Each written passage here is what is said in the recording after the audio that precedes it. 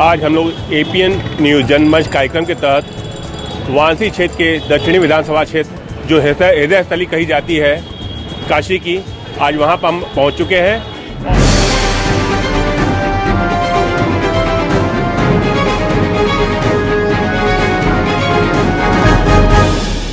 हम लोग यहां पर जनता से ये जानना चाहेंगे कि वो अपने प्रत्याशी को किन मुद्दों पर चुनेगी, उनके क्या एजेंडे होंगे जो अपने प्रत्याशियों को चुनेगी।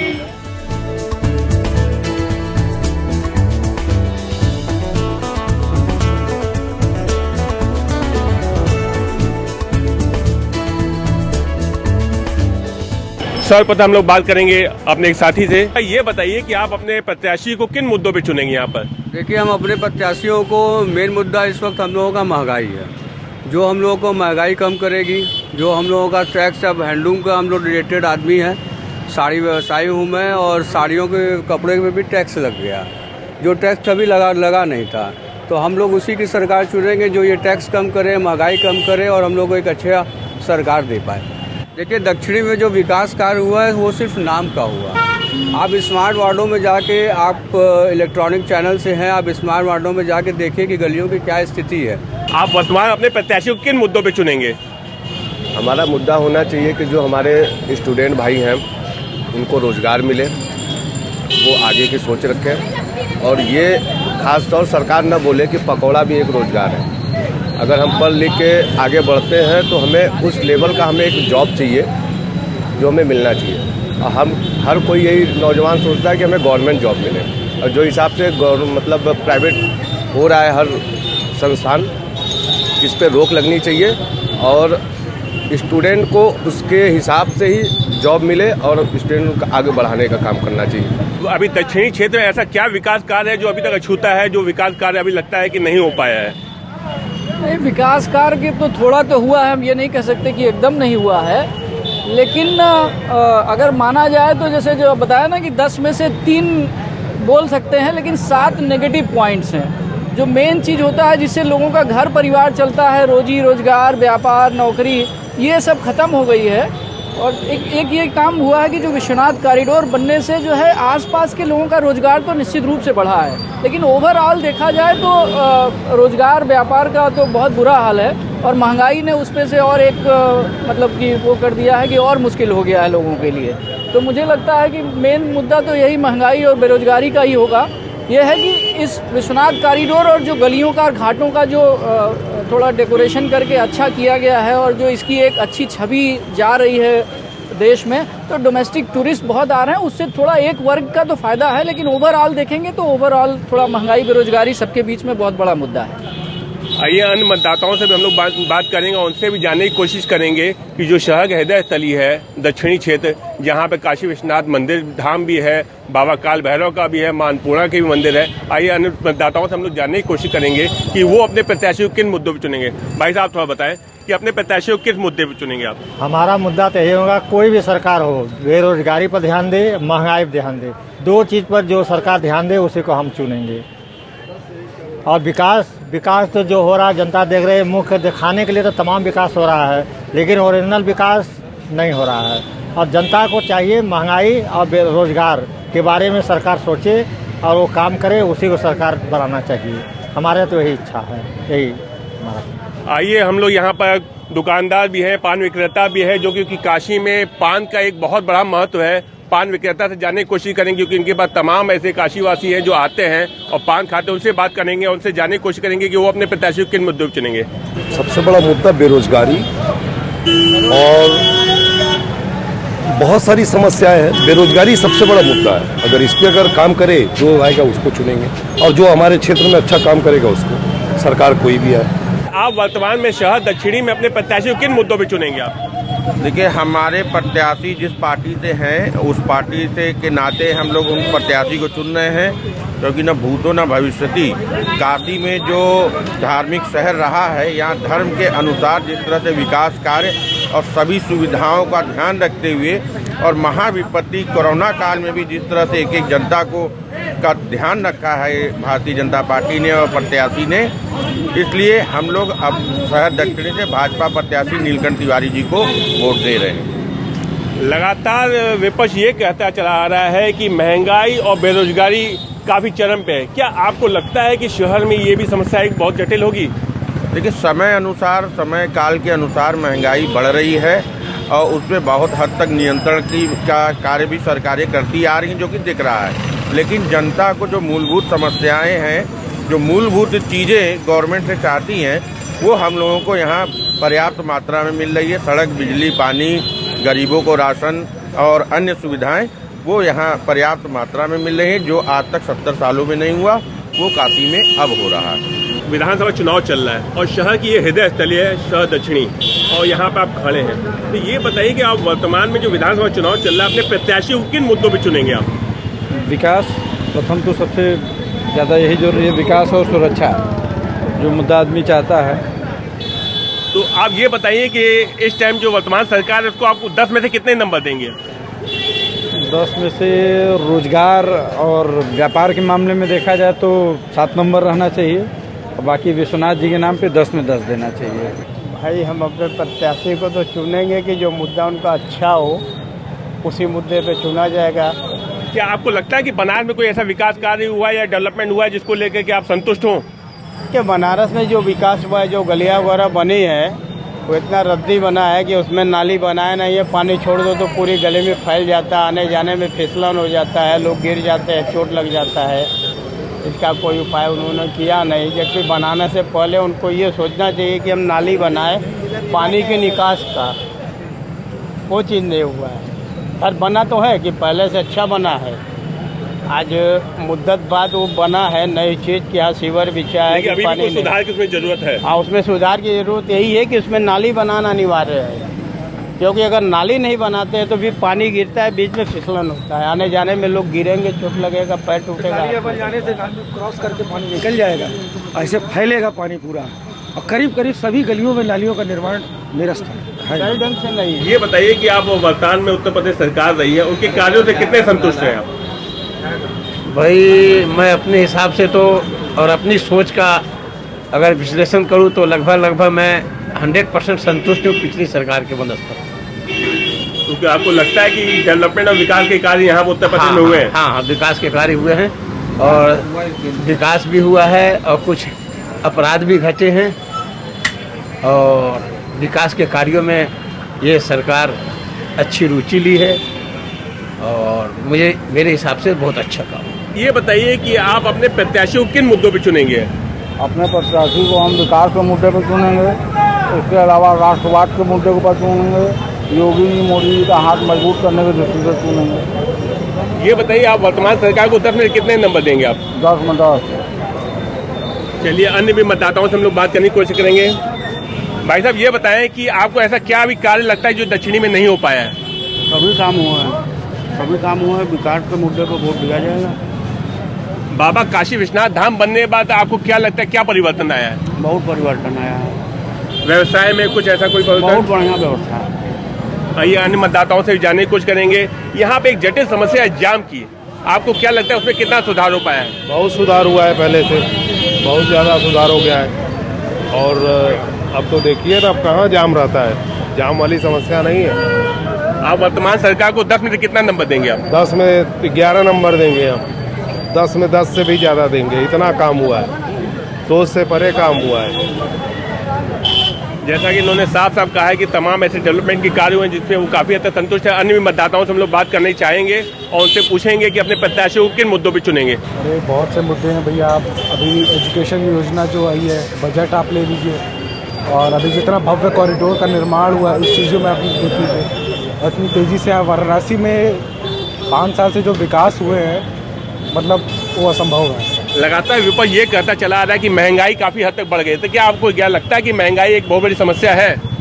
महंगाई का तो देखिए ये कहना है कि इतनी दिक्कत नहीं आई, मैनेजेबल था, सारी चीज़ें थोड़ा दिक्कतें आई थी। तेल भी बीच में बहुत हाई में चला गया था, लेकिन सब धीरे धीरे करके चीज़ें अभी व्यवस्थित हैं। शहर दक्षिणी के अन्य मतदाताओं से हम लोग जानने की कोशिश करें और उनसे पूछें कि अपने प्रत्याशियों को किन मुद्दों पर चुनेंगे।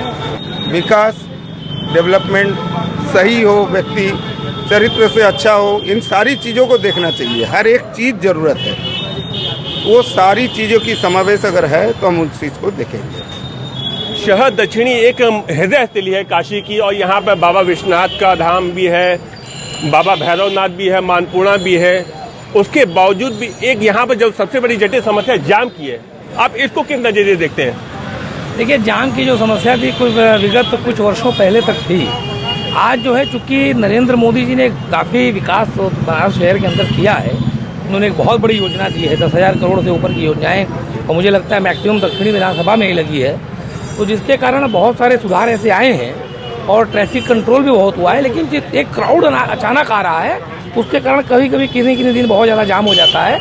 बाकी यदि कोई समस्या नहीं है, और इन सारे मंदिरों के साथ एक महामृत्युंजय का ये मंदिर काशी नगरी में है, और महामृत्युंजय मंदिर को भी एक विकास की तरफ मुझे लगता है कि एक नज़र है जनता की, कि काल भैरव जी का और महामृत्युंजय मंदिर का भी एक विकास हो, और एक उसके लिए भी योजना है। जैसे काशी विश्वनाथ कॉरिडोर का एक प्रयास है मोदी जी का, वैसे ही काल भैरव और महामृत्युंजय मंदिर का कॉरिडोर भी आना चाहिए। जैसा कि इन्होंने साफ साफ कहा है कि वर्तमान सरकार के विकास कार्यों से काफ़ी हद तक संतुष्ट है। अन्य मतदाताओं से भी हम लोग बात करेंगे और उनसे जानने की कोशिश करेंगे कि वो अपने प्रत्याशियों किन मुद्दों चलेंगे। अभी गलियों में से स्मार्ट कार्ड काम हुए हैं, अभी उतने अच्छे काम नहीं हुए हैं यार, इसकी जांच करानी जरूरी है। और भी दूसरे वार्ड में अच्छे काम हुए और दूसरे वार्ड में काम अच्छे हुए नहीं हैं, जो काम होना जरूरी है। जैसा कि इन्होंने बताया कि यहाँ तमाम ऐसे डेवलपमेंट कार्य हुए हैं और उन्हीं मुद्दे पे ही अपने प्रत्याशी को चुनेंगे। भैया से हम लोग बात करना चाहेंगे और उनसे पूछेंगे कि अपने प्रत्याशी को आप किन मुद्दों पे चुनेंगे। देखिए, वर्तमान मुद्दा जो है, आप समझ लीजिए कि बहुत अच्छी ये सरकार चल रही है। प्रत्याशी कोई भी, हम सरकार को देख रहे हैं, योगी मोदी जी को देख रहे हैं, और इस समय गली कुछ काम हो रहा है, हर स्तर पर काम हो रहा है। वो लोग धृतराष्ट्र है जिसको कार्य नहीं दिखाई पड़ रहा, आप ऐसे समझिए। कुछ लोग तो देखते हुए कार्य अनदेखा कर रहे हैं। बहुत अच्छा कार्य हो रहा है, हर जगह कार्य हो रहा है, अच्छे हो रहा है, और आएगी योगी सरकार, आएगी डंके के चोट। जैसा कि इन्होंने साफ साफ कहा है कि काशी क्षेत्र में काफ़ी अच्छे विकास कार्य हो रहे हैं, उन्हीं मुद्दों पे ये अपने प्रत्याशी को चुनेंगे।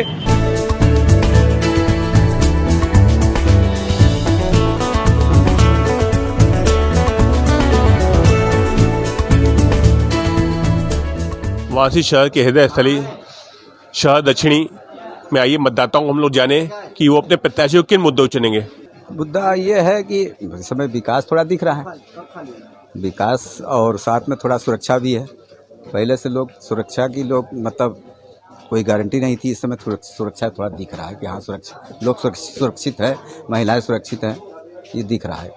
जो वर्तमान उत्तर प्रदेश की सरकार है, कैसा काम उन्होंने किया है? अच्छा काम किया है, कोई बुरा नहीं किया, लेकिन रोजी रोटी भी तो संग संग देना चाहिए इन लोग को।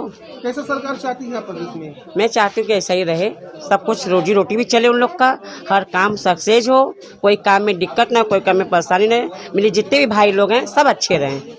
मुद्दा भी व्यापार है और रोजगार सबसे मेन मुद्दा है। जब कमाने खाने को नहीं रहेगा तो व्यापार मुद्दा बनेगा ही। तो आप क्या लगता है कि ये मुद्दे पे इसी मुद्दे पे अपने प्रत्याशी चुनेंगे आप? जी सर, मुद्दा यही रहेगा हमारा, व्यापार हमारा नहीं जाना चाहिए। अब सब तोड़ दीजिए फोड़ दीजिए अलग बात है, लेकिन हमको कहीं बसा के सुरक्षित रखिए, क्योंकि व्यापारी नाराज हैं इनसे थोड़ा सा, मोदी जी से, योगी जी से। व्यापार भी जा रहा है गली से और व्यापारी भी खत्म हो रहे हैं, इसको ध्यान रखते हुए ही सब कार्य किया जाए। बाकी सब काम से मैं बीजेपी से खुश हूँ।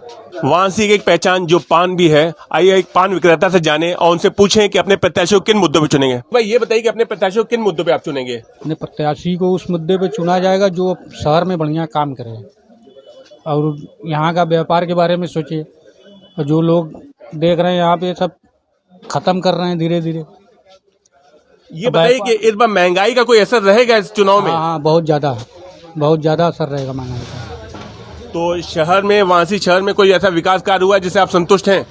विकास हुआ है, आपके सामने देख लीजिए किस तरह का विकास हुआ है। जनता यहाँ की खुश नहीं है, जिस तरह का वो विकास किए खुश नहीं है। कितने दुकानदार यहाँ बेरोजगार हो गए और कितने होने वाले हैं ये आगे आने वाले समय में देखिए। किन मुद्दों पे अपने प्रत्याशियों को चुनेंगे? प्रत्याशी चुनने के लिए सबसे पूरे वाराणसी दक्षिणी ही छोड़िए, पूरे प्रदेश में यही है, विकास और सुरक्षा, यही दो मुद्दे हैं। और जिस पर जो है वर्तमान मुख्यमंत्री योगी आदित्यनाथ जी महाराज खरे उतरे हैं, तो उसमें मुद्दा ही नहीं है। विकास और सुरक्षा के अलावा और कोई मुद्दा नहीं। बाकी विकास, जहाँ तक बात है, विकास निरंतर हो रहा है। कोविड जैसी महामारी के काल में जहाँ अन्य दल कहीं भी किसी भी रूप में ज़मीन पर, धरातल पर दिखाई ही नहीं पड़े, केवल धरातल पर कोई दिखा है तो वह है उत्तर प्रदेश सरकार अथवा सरकार के भाजपा या संघ के आनुषंगिक संगठन। यही जो है जगह जगह और जो इस महामारी से पीड़ित जन रहे, उनकी सेवा में, उनकी सुरक्षा में, उन तक अन्न, उन तक जो है जो भी कुछ आवश्यकताएं रही, उनको पहुंचाने में लगे रहे। मैं साड़ी का व्यवसाय हूँ। एक भारत सरकार का प्रकल्प जीव जंतु कल्याण बोर्ड, उसका प्रदेश का प्रभारी हूँ और लगातार विगत कई वर्षों, 3-4 वर्षों से मैं लगातार कार्य कर रहा हूँ। सड़क पे, शहरों में जगह जगह जाके मैंने इंस्पेक्शंस किया गौशालाओं पे, तो उस पे इंस्पेक्शन के बाद मुझे ये प्रतीत हुआ कि कहीं ना कहीं मूलभूत परिवर्तन पूरे समाज में, देश में, प्रदेश में आ रहा है। ये बताइए कि आप इस टाइम विधानसभा चुनाव चल रहा है और अंतिम चरण में वाराणसी शहर में चुनाव है, तो आप किन मुद्दों पे अपने प्रत्याशियों को चुनेंगे? देखिए रूपानी जी, मूलतः केवल 5 ही मुद्दे रहते हैं किसी भी चुनाव में: सड़क, बिजली, पानी, शिक्षा, चिकित्सा, और एक 6वां मुद्दा जो जोड़ करके है, जिसकी हम सबको बहुत ज़्यादा आवश्यकता है, सुरक्षा। और सुरक्षा, इन 6 मुद्दों पे अगर सरकार खरी उतरती तो विकास स्वतः ही होता है। वाराणसी शहर के हृदय स्थली शहर दक्षिणी और शहर दक्षिणी बाबा विश्वनाथ का धाम। आइए उस विश्वनाथ धाम में एक माला व्यवसायी से हम लोग जाने कि विश्वनाथ धाम बनने से पूर्व और उसके बाद उनके व्यवसाय में क्या असर पड़ा। अभी असर बहुत भारी गिरावट पड़ी है, और खासतौर माला फूल मंडी के में भी, क्योंकि रास्ता कब चेंज करते हैं, कब डेवलप करें, किसी को वो नहीं रहती है, और रास्ता अक्सर बंद कर दिया जाता है, इसलिए व्यापारियों को बहुत दिक्कतें आ रही हैं। भाई साहब, ये बताएं कि आप शहर दक्षिणी क्षेत्र में आपका प्रतिष्ठान है, आपको क्या लगता है कि यहाँ पर विकास कार्य ऐसे कुछ हुए हैं जिसमें आप संतुष्ट हैं? देखिए, काशी के हैं हम लोग, और काशी के आदमी को आप संतुष्ट कभी जीवन में नहीं कर सकते। पहली बात तो ये जान लीजिए।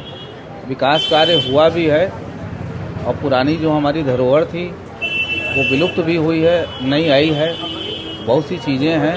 अब उसके बारे में बहुत व्याख्यान नहीं करेंगे, लेकिन आप समझते हैं इसको।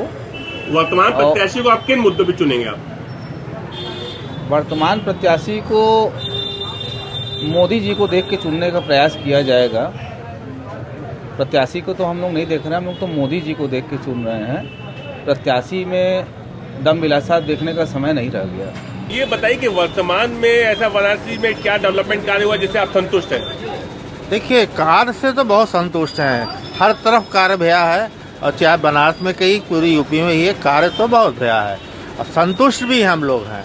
बस यही है कि थोड़ी परेशानी व्यापारियों को बढ़ गई है हमारे चौक एरिया में, खास करके।